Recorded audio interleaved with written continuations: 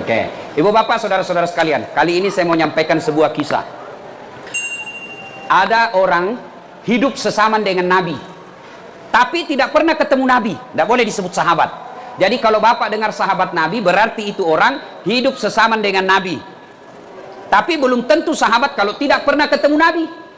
Berarti syarat kedua pernah ketemu sama Nabi. Yang ketiga beriman kepada Nabi. Yang keempat matinya pun tetap beriman kepada Nabi. Ada orang ketemu dengan Nabi, sesaman dengan Nabi, tapi bukan sahabat, namanya Abu Jahal. Itu ketemu sama Nabi tapi tidak beriman sama Nabi, bukan sahabat. Ini sehidup sama Nabi tapi tidak pernah ketemu Nabi, bukan sebut sahabat, namanya Uwais Al-Qarni. Nabi panggil Umar sama Abu Bakar. Kalau bahasa kita, Umar sini saya kok, Bakar gue dulu. Kenapa ya Rasulullah? Besok-besok kalau kau ketemu orang dari Yaman namanya Uwais Al-Qarni, saya salam kepadanya, sampaikan salamku kepadanya, dan kau minta didoakan sama itu orang. Bah, heran ini Umar, heran ini Abu Bakar, siapa ini? Apa keistimewaannya? Akhirnya tunggu, wafat Nabi, tidak ada orang dari Yaman nama Uwais. Diganti oleh Abu Bakar Siddiq, tunggu, tidak ada juga orang dari Yaman nama Uwais. Tiba-tiba ketika Umar jadi khalifah, Amirul Mukminin, presiden sekarang, tiba-tiba ada rombongan musafir pedagang dari Yaman. Umar datangi, kamu dari Yaman? Iya. Ada di antara kalian nama Uwais Al-Qarni? Kata ini rombongan dari Yaman pedagang. Siapa? Tidak mungkin yang di rombongan kami. Masa Umar tanya, kok bisa ini? Akhirnya dia bilang, adakah di antara kalian nama Uwais Al-Qarni? Akhirnya pimpinan rombongan dia bilang ada. Tapi itu sana, itu dia tunjuklah pengembala. Jadi dalam rombongan itu mereka membawa onta, dan penjaga onta itulah Uwais Al-Qarni. Nabi bilang Umar, tidak mungkin. Masa Nabi salam sama pengembala?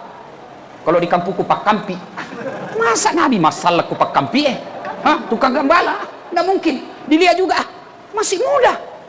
Dipanggillah, kau nama Uwais Al-Qarni? Dia bilang ya.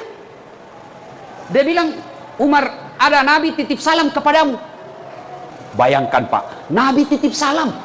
Nabi, saya saja ini baru-baru diundang ke Istana Negara, di WhatsApp sama Menteri Agama, Saudara Ustadz Das'ad Latif. Saya atas nama pemerintah meminta untuk mengisi ceramah Isra Mi'raj di Istana Negara. Itu WhatsAppnya Menteri, langsung ku print. Langsung ku kasih lihat semua pegawaiku di kantor. Menteri Agama bos. Pulang kampung aku pacinikan semua sepupuku. Ita ko cule sapomu. Coba istana. Masya Allah. Itu baru Jokowi yang undang Pak. Bisa dihilang jabatannya itu presiden 10 tahun saja. Setelah itu wabillahi taufiq wal hidayah, suruh ke istana. Coba, saya sudah bangga. Ini Nabi yang titip salam. Masya Allah. Umar penasaran, Uwais, apa gerangan yang membuat ini orang istimewa? Apa sebabnya Nabi titip salam dan minta didoakan? Nah, lebih tua dari dia ini. Dia bilang, ya Uwais, Nabi titip salam. Kau pada zaman itu waktu Nabi masih hidup, kenapa kau tidak datang menjumpai Nabi? Kau rindu sama Nabi? Iya, saya sangat merindukan Nabi. Ingin sekali saya ketemu sama Nabi. Lalu kenapa kau tidak lakukan perjalanan dari Yaman ke Madinah? Dia bilang begini, mamaku sakit kodong. Saya mau sekali. Dan saya kalau minta izin sama mamaku, ya bunda, saya mau pergi Rasulullah, pasti diizinkan. Tidak mungkin nalarang ke mamaku. Tapi kasihan mamaku sakit, dia tidak bisa bergerak kecuali saya gendong. Mau makan saya harus suap, mau buang air besar saya harus pikul, saya gendong dia. Tidak mungkin saya bisa tinggalkan mamaku dalam keadaan sakit begini. Maka ku tahan rinduku kepada Nabi. Saya tahan rinduku mau ketemu sama Nabi, karena saya harus jaga ibuku. Lalu kenapa Pak bisa mau sekarang ke sini? Nabi bilang, kamu meninggal nih. Baru kak bisa melakukan perjalanan. Subhanallah. Hikmahnya adik-adik sekalian, jangan aku panjang cerita. Punah duraka kau sama ibu bapakmu, jangan aku harap mau baik duniamu. Kalau kau kasih keluar air matanya ibumu, jangan kau harap masuk surga. Nabi bilang, Nabi biar ini hitam jidatmu gara-gara sholat. 5 kali hatam itu Quran selama Ramadan. Senin Kamis kau puasa, najar kau ngaji di masjid, tapi patotoai kau sama mamamu, demi Allah jangankan masuk surga, baunya surga kau tidak dapat. Nah sekarang anak-anak hilang kuliah ki, enjo cewek-cewek dongo, Deh, sopannya sama cowok, nah iya kak, terserah pret. Lembeleng.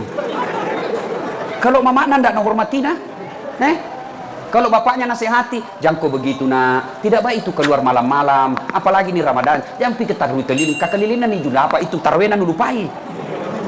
Iya langsung tarawih keliling, sahur enderut dongo. Siapa ajar kau sahur di jalan? Kau mau kau sahur di rumahmu kau, mau kau bersedekah siang kau bawa, jangan kau tengah malam, tapi aku itu pacaran, jangan kau ketawa. Dikasih tahu nama kakak lagi. Adik-adik, nih cowok-cowok nih. Jangan sampai kau lebih hormat sama cewekmu daripada mamakmu. Kalian ini yang pegawai kah? Sopan sekali kau kepala kantormu, kepala cabangmu, kepala wilayahmu. Hormat sekali kau sama camatmu. Hormat sekali kau sama kapolsekmu. Hormat kau sama wali kotamu. Padahal bukan dia kasih sekolah kau. Siapa kasih sekolah kau? Ibu bapakmu. Demi Allah kau tidak akan selamat kalau kau kurang ngajar sama orang tuamu. Kecil buat Allah kasih kau rumah. Kecil buat Allah kasih kau mobil sesuai impianmu. Kecil. Allah cuma minta baik kau sama orang tuamu. Saya kasih kau apa yang kau mau. Apa susahnya Allah kasih lunas hutangmu? Apa susahnya Allah kasih kau rumah? Apa susahnya Allah kasih kau anak kalau kau mau? Allah cuma minta birrul walidain. Berbuat baik kau sama ibu bapakmu. Kecil itu dunia kalau kau mau. Saya kasih kau. Tapi kadang kita lebih hormat sama manusia, lebih sopan sama manusia daripada ibu bapak. Terutama juga ini ibu-ibu nih. Gara-gara dia durhaka suaminya sama mamanya. Ada begitu di sini. Takut sama istrinya. Berhenti kau jadi laki-laki silakan. Apa lama laku sama istrimu? Nah bilang jalloki ustaz. Kenapa kalau jalloki? Kan biasanya itu suami. Mau masuk Ramadan. Nah bilang ini kan tidak bisa pulang kampung. Lebih ini duit ada 2 juta. Kirimi mi kodong bapak di kampung. Langsung dia bilang apa? Bapakmu terus. Kalau ada istri tak begitu pak, saya ajar dia. Serius kak ini. Jangan cerai jandai kodong. Ini apa? Tambahin jari 2. Bilang kurang ngajar kau sama bapakku, ku tambah kau. Kau kira saya takut saya tambahi kau? 3 lagi saya mau. Saya tahu begitu. Nah bilang nak kasih pecah piring ustaz, kasih pecah semua. Piring boleh dibeli. Nak kasih pecah semua televisi biar supaya berhenti nonton sinetron. Nak kasih pecah semua. Kenapa? Piring televisi boleh dibeli lagi. Harga diri sebagai suami tidak boleh diinjak-injak istri. Takbir. Kayak ngasih cuman lah. Bu, dengarkan dulu bu. Ayo bu. Pernah kirasakan hamil? Enak enggak? Enak? Enggak ada susahnya. Duduk saja setengah mati toh. Kudu. Sulut nih. Jangan kau ketawa nak mudah urusan orang tua ini. Ibu, pernah rasakan melahirkan? Pernah? Enak enggak? Mana ada ibu-ibu melahirkan senyum? Enggak mentah-mentah dia kayak suluk nak. Pernah ibu rasakan bagaimana susahnya menyusui? Ibu, apalagi ketika tumbuh gigina. Iya toh? Tapi nu tinju. Tidak. Lepas kena. Coba. Ibu, susah toh? Siapa yang menghamilkan suamimu? Siapa? Ibunya. Siapa yang lahirkan? Ibunya. Siapa yang menyusuinya? Siapa yang ngajari jalan? Siapa yang ngajari bicara? Siapa kasih sekolah? Sekarang siapa terima gajinya suamimu? Woi. Siapa? Istrinya. Makanya jangan kau patotoai sama suami. Mana ada gaji suami diambil sama mamanya? Istrinya dia kasih. Siapa yang dicicilkan rumah? Bukan ibu bapaknya, istrinya. Maka jangan pernah berkata pilih kau mamamu atau saya istrimu. Kalau saya bilang begitu pasti kupilih mamaku. Istri ada namanya bekas istri. Si mau kok.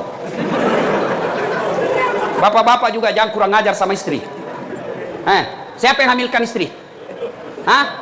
Ibu nah. Siapa yang menyusui? Jangan kau bilang kau. Ibunya. Siapa yang lahirkan? Ibunya. Siapa yang ikuti sekarang? Siapa? Suaminya toh. Maka jangan sakiti suami istri. Jangan kau berkata pilih kau mamamu atau saya suamimu. Tidak mungkin itu. Maka yang baik saling menghormati. Ada rezeki dari suami, kasih. Mertua datang, bapaknya sama istri tak datang, kita sebagai suami kasih. Mama tak datang, kasih istri duit, ini kasih mamaku. Jangan malah disembunyi-sembunyi. Ini mak cepaknya, nanti naliaki lagi istriku, jaloki. Nah, adik-adik sekalian, percaya adik-adik. Kalau kau mau sukses, ndak harus sekolah ke luar negeri. Lihat itu alumni luar negeri, banyak tonji dari pengangguran. Ndak harus sekolah kuliah tinggi-tinggi, doktor dan lain sebagainya, tidak. Cuma ini MC tadi salah sebui. Saya bukan doktor honoris causa, saya doktor asli. Kalau honoris causa itu dihadiahi namanya, ndak sekolah.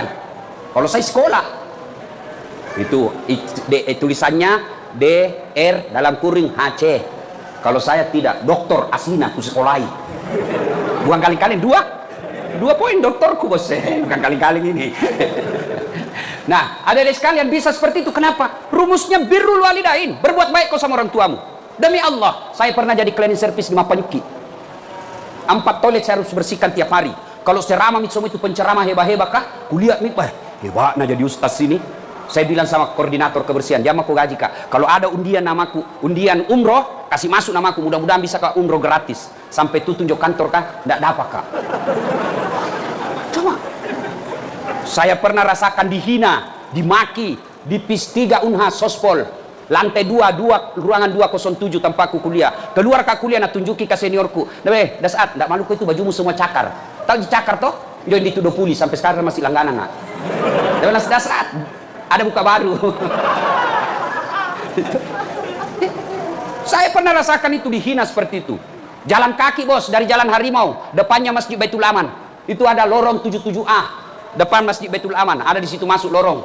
Di situ saya tinggal 11 tahun. Jalan kaki kadang-kala dari Jalan Harimau ke Jalan Cakalang waktu ku SMA. Coko-coko. Jalan masuk jalan apa itu? Pasar Cidu. Jalan kaki waktu saya SMA. Pergi ke rumahnya sepupu. Nah bilang dia apa? Datang itu cari uang PT. Tapi saya tidak pernah sakit hati. Saya cuma bilang, tidak mungkin begini terus hidupku kalau baik sama orang tuaku, baik solatku. 2 saja saya pegang. Tidak pernah saya lepas solat saya, tidak pernah saya hina dan sakiti orang tua saya. Alhamdulillah sekarang bos. Jo yang pernah hina kak, nah bilang ke baju cakar, tahun ke-9 ini tahun saya kasih zakat. Itu dulu saya kerja cleaning service supaya bisa dapat undian umroh. Sekarang saya punya travel sendiri. Kapan saja saya bisa umroh dan haji. Dengan izin Allah. Kalau saya dulu jalan kaki, alhamdulillah ada Tommy mobilku. Tidak banyak yang punya seperti itu di Makassar. Apa? Dengan izin Allah. Kau anak muda bicara kau soal popularitas, nukala followerku. Apa? Nukalai. Enak bos. Apa? Bicara soal pekerjaan, ada kerjaku. Saya dosen. Tidak perlu saya pergi cari muka sama manusia. Tidak perlu saya menjilat-jilat sama pejabat. Buang. Mana caranya? Muliakan orang tuamu. Birrul walidain. Berbuat baik kau sama orang tuamu. Kecil punya mobil cikali. Kecil lunas rumahmu. Kecil semua buat Allah. Jangankan yang masuk akal. Tidak masuk akal saja bisa Allah kasih kau kalau kau mau sama Allah. Cuma kan kadang-kala kita muliakan orang lain. Ibu bapak tidak kita hormati. Gimana ceritanya? Dia lahirkan kita. Dia sekolahkan kita. Dia jualkan ki rumah untuk dia. Nah kasih nikah kita, ambilkan ki kodong kredit supaya bisa ki menikah. Lalu kau tidak hormati ibu bapakmu, pantas kau tidak bisa hidup bahagia. Rumahmu mewah, mobilmu megah, tapi tidak kau temukan kebahagiaan dalam hati ketika kau durhaka sama orang tuamu. Maka adik-adikku sekalian, yang masih hidup orang tuanya, jangan kau cerita jauh-jauh, biar kau sama orang tuamu. Orang tuaku pabotor ustaz, orang tuaku pasalingku, orang tuaku pangedar, tidak ada urusanmu muliakan orang tuamu.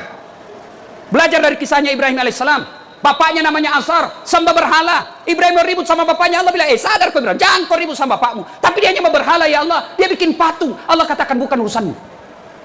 Kau yang mengalah, kau yang keluar dari desamu. Maka bapak-bapak, itu kalau anak-anak, ini kita yang sudah tua-tua. Kalau ada orang tua tak tinggal sama kita, itu pintu surga paling gampang masuk. Biar sholat tak biasa-biasa ji. Tidak pernah jadi puasa Senin Kamis. Tahajud pun jarang, tapi kita muliakan orang tua yang ada kita pelihara di rumah. Itu pintu masuk surga paling gampang. Maka kalau ada orang tua tak di rumah, rewel kodong karena mulai mi tua, mulai mi pikun-pikun, itu Allah tersenyum lihat kamu. Allah kasih kau pintu surga. Tidak semua anak dikasih umur panjang orang tuanya diurus. Tidak usah kau bolak-balik pergi umroh kalau kau kurang ngajar sama ibumu. Mau sekali saya umroh Ustaz, mau sekali saya haji, tapi tidak ada uangku, tapi ada orang tuaku di rumah, itu orang tuamu kau urus. Allah kasih kau itu semua yang kau mau. Tapi ketika orang tua kau teteskan air matanya, dia menangis dalam kamar karena istrimu marah-marah sama dia, demi Allah kau tidak akan dapat pintu surga. Maka saudaraku, kita simpulkan pembicaraan, baik-baik sama orang tua. Meskipun agamanya tidak terlalu bagus, tapi itu adalah pintu gampangnya kita masuk surga.